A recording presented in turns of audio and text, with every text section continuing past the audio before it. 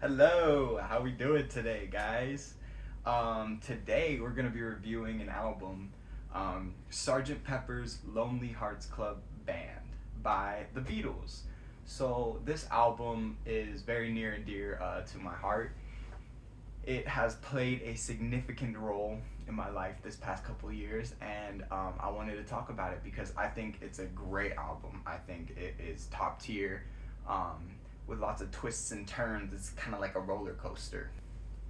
Number one, first song on this album, Sgt. Pepper's Lonely Hearts Club Band. It's got the vibe of like the opening of a rock show. So like you're going to watch this brand new band, the Sgt. Pepper's Lonely Hearts Club Band, and you get to really they put you in being in the amphitheater and hearing the sounds of all the instruments being tuned, and then it just drops into this really awesome rock riff that just, man, it gets you feeling good. It gets you feeling like, okay, where is this album gonna take me? Where does it go next?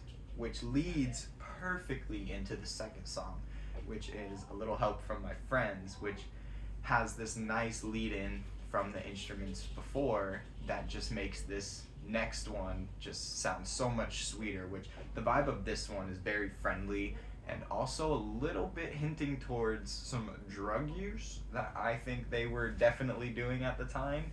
Um, because it's just talking about how they get by with a little help from their friends. They get high with a little help from their friends. And so I think the friends that they are referring to is the substances that they use to help them get through day to day life that can be very tough without the use of some substances. Number three, the third song, is a crazy one. This one's a classic, Lucy in the Sky with Diamonds. This one, they really, really lean into that psychedelic sound, and they helped really make that psychedelic sound into a thing with this song. Like, it's known for a reason. It's portrayed in such a way that people hear it and they instantly think of, oh yeah, like they take you on a fucking acid trip, and it's awesome. Like, it's such a cool song. It's so good, and there's a reason why it's a classic, because it's catchy, it's fun, it has very good vocals, it has very good lyrics, and it just makes you feel like, whoa, like, this larger than life sort of sound. And that, the fourth song, Getting Better. Getting Better is very hopeful. It is a very nice song that just, talks about how, John Lennon was not the best guy and how he's trying to be better. He's trying to learn better, even though he's done some pretty fucked up shit in his time. Like, he's not the best dude, but at least this song sort of shows that, like, he's trying, and I think that's what's important, is that at least he's trying. A lot of people, they just continue doing bad things their whole life, but some people, they recognize that and they have that sort of moment where they're like, hey, maybe I should switch, maybe I should turn around, maybe I should get better. And that's what I think this vibe of the fourth. Five, the fifth song, Fixing a Hole, which has, it introduces this sort of bouncy bass line, that we kind of see on different songs in the album. And it's kind of a lonesome song that talks about, like, figuring out different ways to keep your mind from wandering. So, like fixing a hole, fixing a door, fixing cracks, like, this whole thing that, like, is just trying to keep his mind from going to places where he doesn't want him to. And I think that's very inspiring, because there are many creative outlets that people can have, to stop their mind from going to these dark places. And I think that's what this song is about, just telling you that you can do anything to really take your mind out of the gutter. And I think that's a really good one.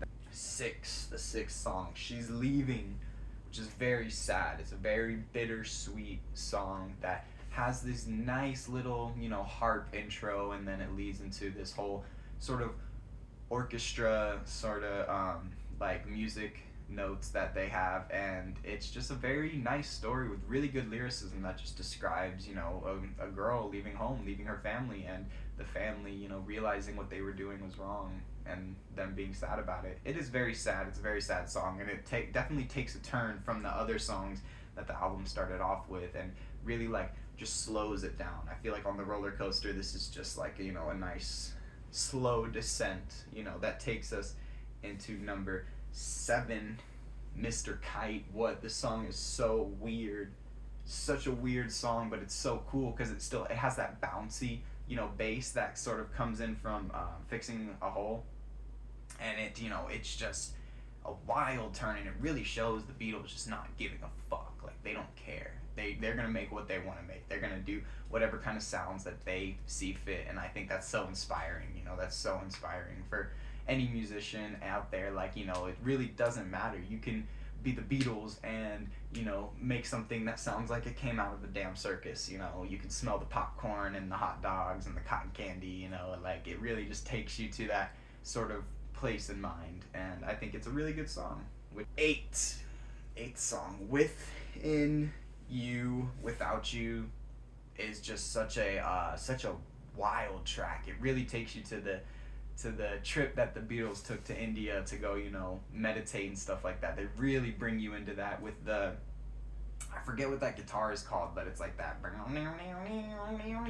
Indian guitar. I don't know what it's called, but they use that a lot on this track with some bongos, and it really just feels like you're sitting around a campfire meditating, and there's people playing all these different instruments, and it really just completes this whole sound that they were going for. I feel like George Harrison got to really shine with that instrument when he was playing it on this song, and it's so good. It's just like, man, like, I could imagine playing this on a mushroom trip and just instantly hitting that euphoric, like, state of mind. It's such a good song. 9, When I'm 64, which is such a fun, nice song. It's so, like, it's just a nice little love song that's just asking for reassurance. Will you still need me? Will you still feed me when I'm 64, when I'm old and gray? Will you still be there? Which is a lot of people have that question with their partners. It's like, now the present is obviously now, but we can't stop ourselves from thinking about the future, because as humans we're always looking towards something, looking ahead of us. And I feel like this song represents that perfectly, because it kind of shows that little anxiety, but in a nice way, in a nice calm way that's just nice little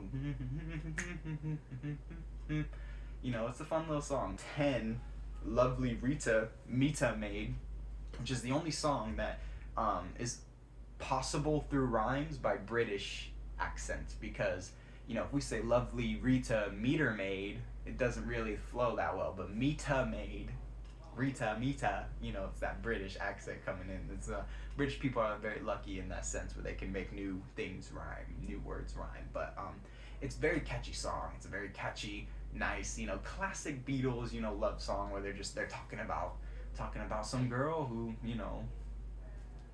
who's living out there. She's a meter maid, but he still feels for her, and they still want to be. Number 11. Good morning, good morning, good morning now.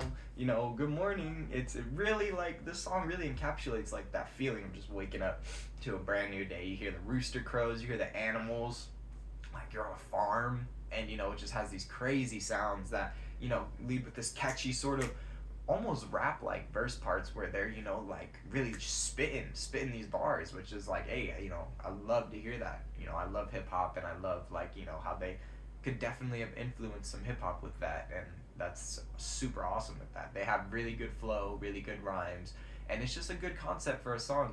Just like I wake up sometimes singing that good morning, good morning, good morning. It's that leads into sort of the end of the album. The end of the album, songs 12 and 13. So song number 12 is a reprise of Sgt. Pepper's Lonely Hearts Club Band, which this feels like, it's the end of the show. You've watched this band perform all these different songs, take you on a really magical roller coaster of different emotions and feelings, and now they're telling you it's time to end the show. It's time to go. And I like that they didn't put this as the last song. I like that they put it as the song before the last song, because it really just describes like the end of the show. Because usually when you see a big rock band or something, there's always an encore, and song number 13 is that encore, which is A Day in the Life, which is a ballad of different emotions and feelings in itself. This song, which is a long one, capping over like 10 minutes, is a crazy mix of just different parts. It's like 3 different songs meshed into one, and it's such a beautiful transition between the two that makes you feel like some parts are just boom, boom, boom, boom, boom, anxiety filled, like what's gonna happen? Is this an explosion? And then it just drops into, alarm clocks waking up. Like it really encapsulates the whole sound of the album into just one song, and I feel like that's the main part. And I feel like this song is definitely the best song because of how creative and experimental they got on it, and they didn't care. They didn't want to make something that was small and catchy. They were like, no, we're gonna finish this album with something that leaves you standing there like, what did I just listen to? And that last final note that they did, I know on the deluxe edition they have like a bunch of different tracks of just the final note because they tried so hard to just get that note completely right. And when you hear it, that boom, it's just like, whoa.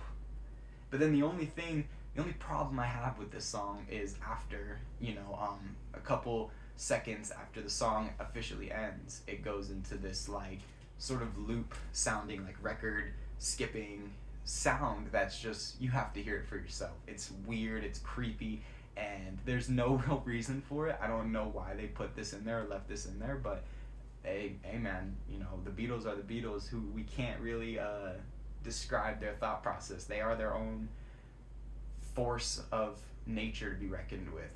But this is got to be my favorite album by the Beatles. This is one of the best ones, their best work, where they really just decided to go all out with, taking the black and white sort of sound that they used to have before this and then mixing it with this sort of, Rubber Soul Revolver sound that they, have been leaning towards and that they finally just leaned into all the way, and I feel like that's the sound of this album. It just describes true experimentation at its finest, showing true masters of their instruments and of the studio and of recording and really wanting to make something special for, the people. And, as the people, I can't thank them enough for that. This is such a good album, and I love it with all my heart. And I feel like, this album is top tier. Goes top of the mountain, and I will be putting a lot of albums that I will be reviewing at the top of the mountain because I'm starting off by reviewing all my favorite albums, because I feel like, especially for this album, you have to listen to it a couple times to really get the feeling of it, to really get that sort of vibe that they were going for. On my first listen, there were some songs that I didn't really like Mr. Kite and Within You and stuff like that. Good Morning, even. Like, I didn't really like those songs when I first listened to it.